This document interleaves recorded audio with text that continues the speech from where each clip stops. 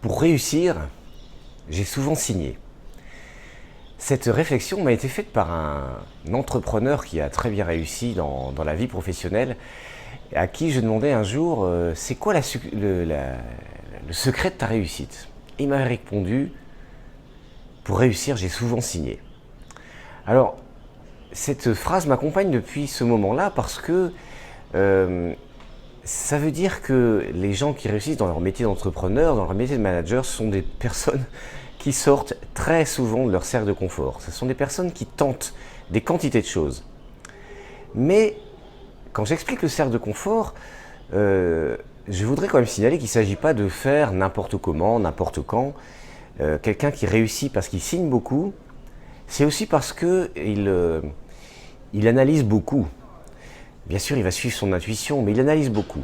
Et là, je suis, comme vous le voyez, dans un pays qui est de l'autre côté de l'Atlantique. Je suis au Costa Rica, au bord du Pacifique. Et j'accompagne, comme je le fais de temps en temps, des investisseurs, parce que j'ai un autre métier que le management, j'ai aussi un métier dans l'investissement.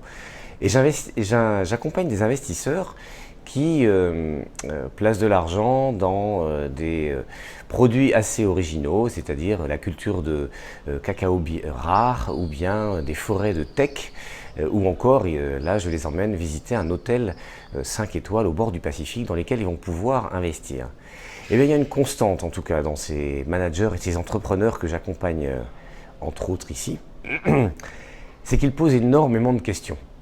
Sortir de son cercle de confort, de sa zone de confort, ça ne veut pas dire être complètement intrépide, ça veut dire aussi utiliser tous ces canaux, y compris les canaux du raisonnement, pour savoir si c'est une bonne piste d'entrer dans ce projet, de réaliser cet objectif, de mettre en place cet objectif.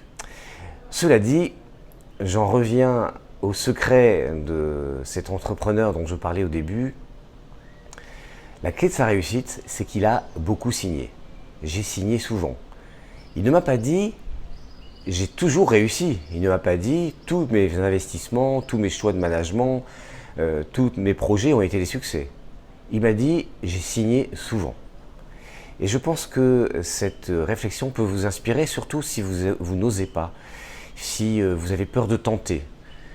Rappelez-vous, ou vous vous rappelez sans doute pas, mais pour apprendre à marcher, vous êtes tombé sans doute plus de 1000 fois. Ça veut donc dire que pour réussir, il faut tenter, tenter, tenter. Il faut essayer, essayer de nouveau.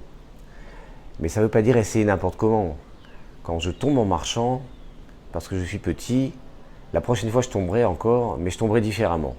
C'est-à-dire que, évidemment, chaque difficulté est un enseignement dont il faut se servir pour la prochaine fois faire un meilleur choix, mieux organiser son projet, mieux faire son choix de collaborateurs, de partenaires.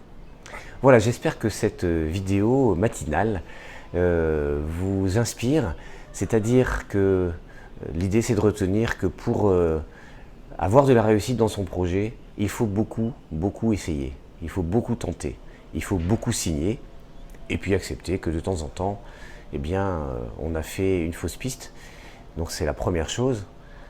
Et aussi utiliser tout son cerveau, toute son analyse pour pouvoir tenter de minimiser les risques en sachant que chaque décision est un risque.